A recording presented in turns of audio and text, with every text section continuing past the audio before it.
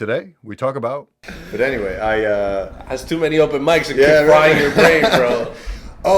Because we were comparing the ugly chick dude to that, and to the guy that I says. was thinking back to all the open mics that I go to and playing to the crowd, because I try to play to the crowd a lot. Oh no, you asked me how long I've been doing this. Yeah. So I've been doing this since November, and finally figured it out. We made it. We made it. So dude, this just reminded me of, like, sometimes I'll start a conversation with someone and I'll do one of these. I'll be like, "Yo, did you? Oh, actually, wait.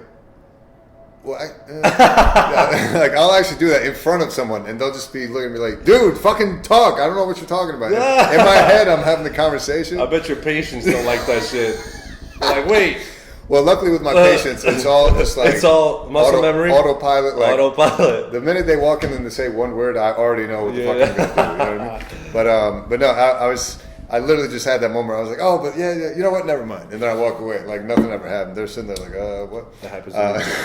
But no, I've been doing comedy since November. But what I was trying to tell you, we're back, is I remember wanting to do comedy back in medical school. This was back in 2010. Okay. And what I would do is I would take my Gmail draft folder and I just started putting little notes in there. Yeah. Nothing was funny. I never developed any of the material. I never tried it out. I never got on stage.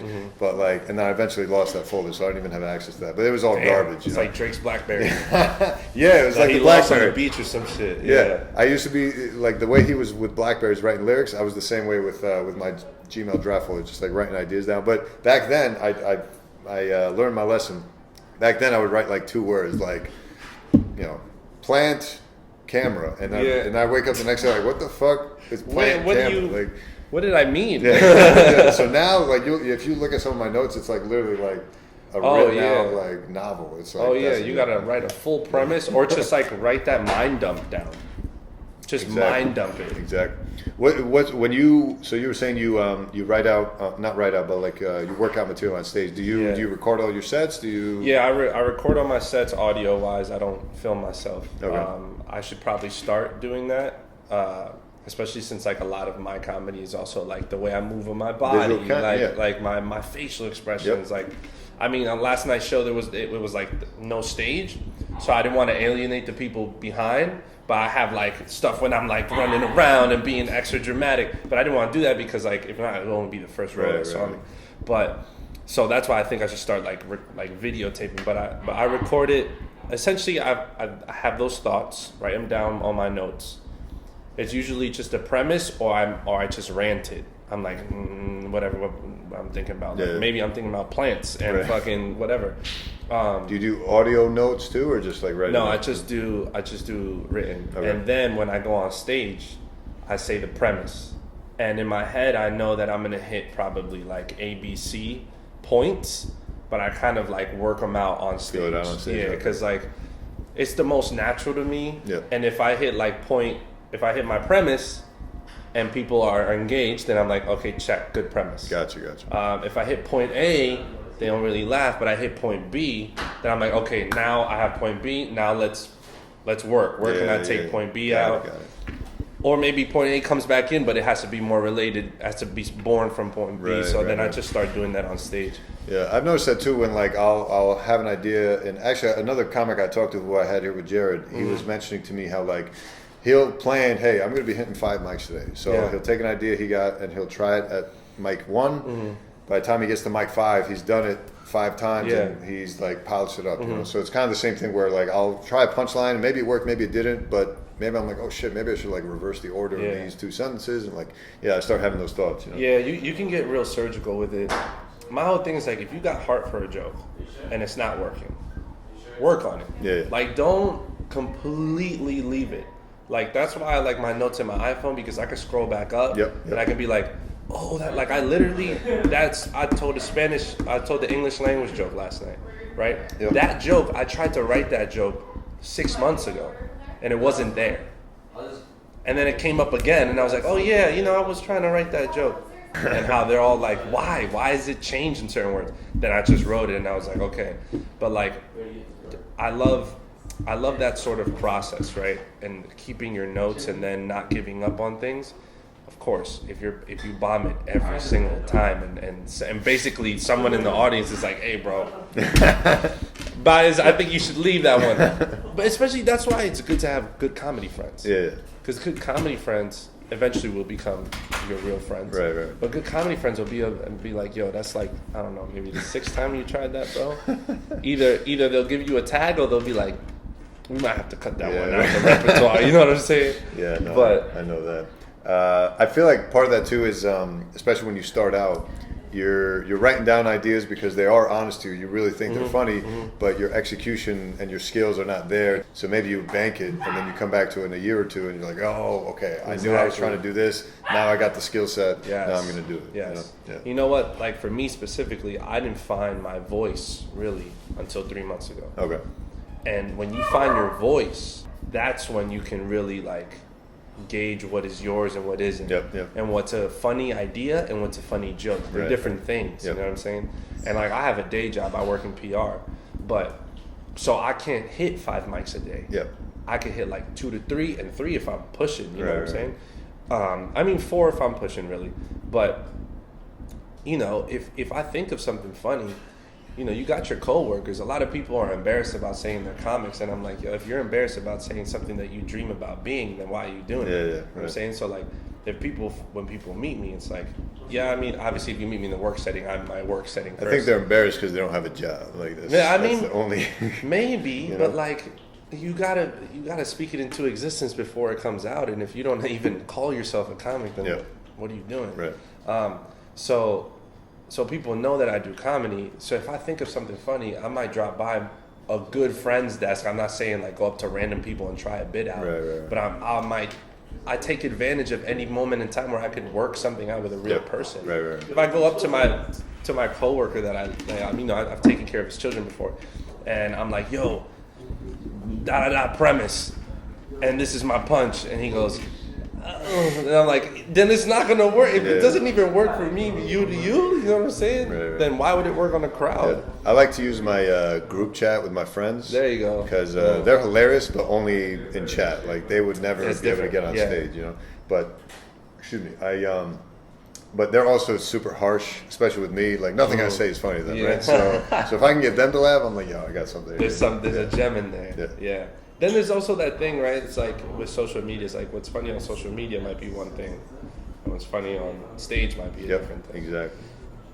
Especially when people try and like directly take a tweet to stage, it's like it might not work because they're serving 2 different purposes. Yep, exactly. They're serving 2 different audiences, different format, different way of delivery. Exactly. Like when people see a funny ass tweet and they're like, "Oh my god," crying. But they're not actually laughing. They're just like, this is amazing. Right. That's one of those. That was a good one. Yeah. On stage, they have to actually be crying. Yeah. Like they can't. I do this thing sometimes when a girl is like, usually a girl. That doesn't happen with guys. They start to laugh silently, and then they're laughing, but they're holding volume back. And I'm like, I need you to let it out. Stop holding it back. Like, if not, how are they going to know you think this is funny? Especially if you're bombing. No, I feel that. I was trying to think. You said PR. Do you feel like your PR, outside of being able to bounce jokes off of your coworkers, do you feel like the PR job gives you anything that you can use for comedy as far as like inspiration or background? For sure. I think it's like PR marketing. I think as far as the artists outside of the art, because like I've worked with influencers before, I've worked on strategies, I've worked on social strategies, I've worked on, you know, campaigns for brands and when they're looking for different people to work with. So I'm just like, in my head, I know the blueprint sort of like how I should treat myself as a brand. Okay.